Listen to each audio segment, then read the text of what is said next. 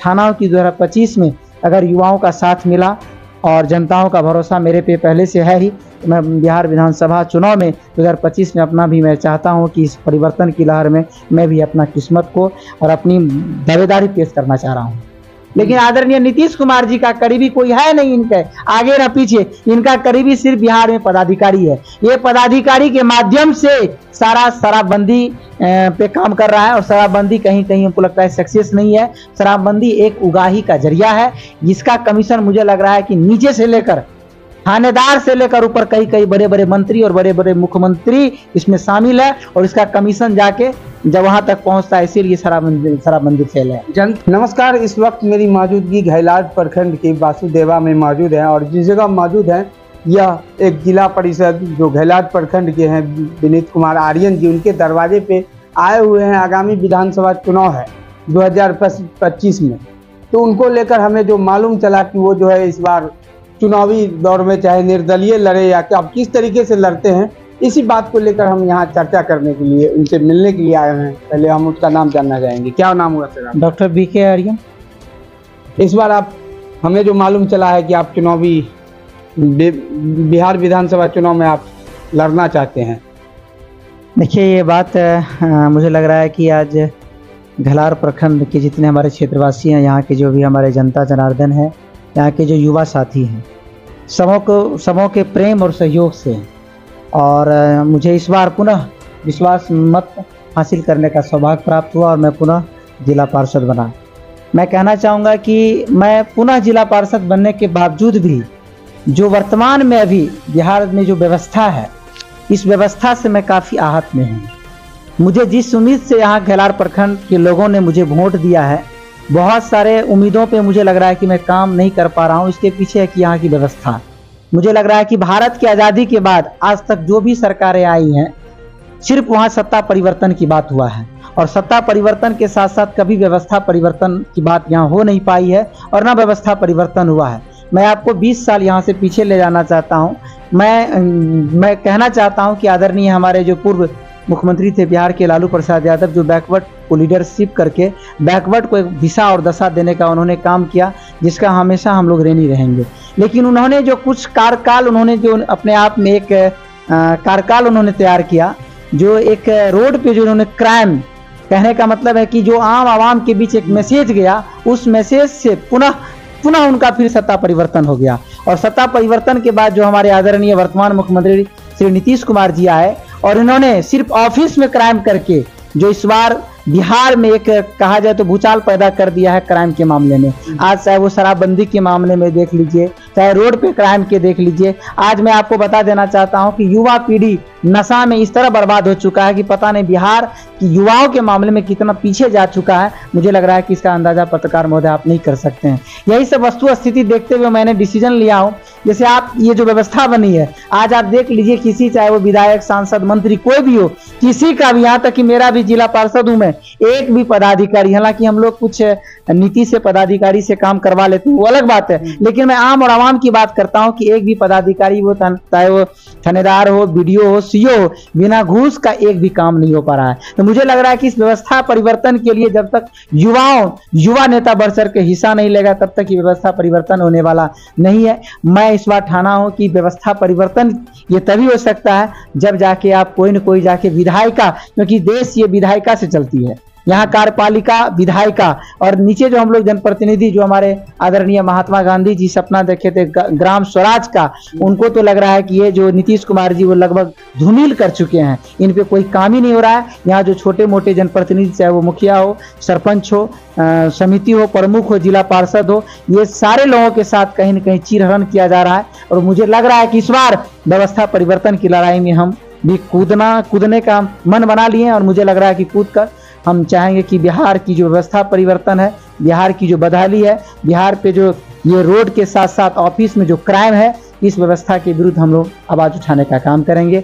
और मैं ठाना हूं कि 2025 में अगर युवाओं का साथ मिला और जनताओं का भरोसा मेरे पे पहले से है ही, तो मैं बिहार विधानसभा चुनाव में 2025 में अपना भी मैं चाहता हूं कि इस परिवर्तन की लहर में मैं भी अपना किस्मत को और अपनी दावेदारी पेश करना चाह रहा हूँ।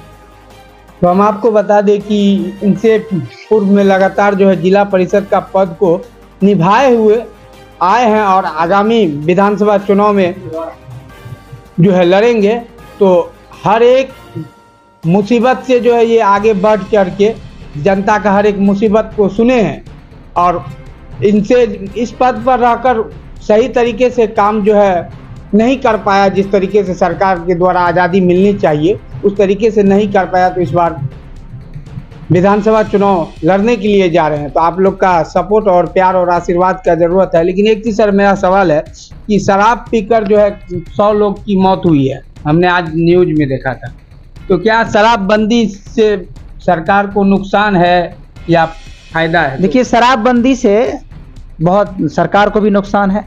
जो आज जो सरकार को कर मिलना चाहिए वो नहीं मिल पा रहा है, और मुझे लग रहा है कि जनताओं के बीच भी इसका काफ़ी नुकसान है। मुझे लग रहा है कि शराब कहीं न कहीं, नाम सिर्फ शराबबंदी है, मुझे लग रहा है कि शराब का होम डिलीवरी कहीं आप पता कर लीजिए, या आप पत्रकार हैं, आपको आए दिन देखते हैं कभी वहाँ शराब पकड़ाता है, कभी वहाँ, जब प्रशासन के लोग इसको सही तरीके से नहीं देख रहे हैं, इसी कारण न बिहार में शराब घुस रहा है। देखिए, प्रशासन का तो कमाई का जरिया हो चुका है, प्रशासन की मिली भगत से ये सब हो रहा है। ये सारा बात माननीय नीतीश कुमार आदरणीय मुख्यमंत्री जी महोदय को पता है।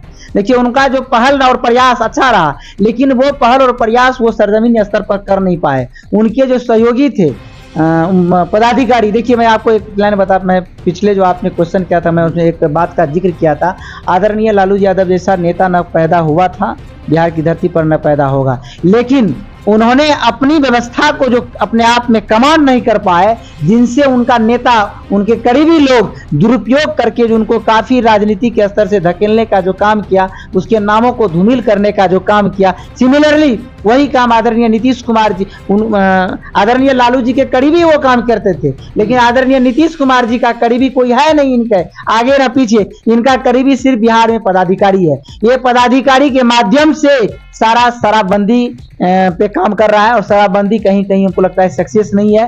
शराबबंदी एक उगाही का जरिया है, जिसका कमीशन मुझे लग रहा है कि नीचे से लेकर थानेदार से लेकर ऊपर कई कई बड़े बड़े मंत्री और बड़े बड़े मुख्यमंत्री इसमें शामिल है, और इसका कमीशन जाके जब वहां तक पहुंचता है, इसीलिए शराबबंदी फेल है। जनता विरोध कर रही है कि नीतीश कुमार जी को इस्तीफा दे देना चाहिए। बिल्कुल बिल्कुल, नीतीश कुमार जी को या तो इस्तीफा देना चाहिए, नहीं तो इस डिसीजन पे पुनः विचार करना चाहिए। शराबबंदी अगर है, अच्छा चीज है, बहुत अच्छा चीज है शराबबंदी, ये होना चाहिए, लेकिन शराबबंदी होना चाहिए, ये शराब का होम डिलीवरी नहीं होना चाहिए। नीतीश कुमार जी शराब को बंद करके, शराब का ठेके को बंद करवा करके नए नए युवा पीढ़ी को बर्बाद करके, इसमें झोंक करके, और ये लगता है कि होम डिलीवरी करवा के इसका कमीशन में, देखिए अभी जो क्राइम बढ़ा है ना पत्रकार महोदय, इसके पीछे 24 घंटे पदाधिकारी का नजर सिर्फ और सिर्फ शराबबंदी पे है। शराब को पकड़ने में है, शराब को पकड़ता भी नहीं है, ये भर रात रहता है कहाँ ट्रक पकड़े, कहाँ गाड़ी पकड़े, वहां से 2-4 लाख का उगाही हो। ये उगाही आदरणीय, हमको लगता है कि जिले के बढ़िया पदाधिकारी से लेकर वहां तक जो है पटना तक पहुंचता है। ये इसी में सारा का सारा उसका माइंड कंसंट्रेट रहता है, और इधर क्राइमर जो है क्राइम करने में सफल हो जाता है। एक चीज सर देखने के लिए मिलता है, हम लोग सड़क से, आप भी गुजरते हैं, हम लोग भी गुजरते हैं, आजकल देखते हैं युवाओं को सुलेशन का जो है नशा करते हैं, रोड पे देखते हैं पन्नी में से खींच रहा है। देखिए बता देते हैं, अभी नशा नहीं हो रहा है, जितना टिप्पा और टिपौड़ी छाप हमारे युवा साथी कुछ बर्बाद हो गए हैं, ये शराबबंदी का सारा नशा।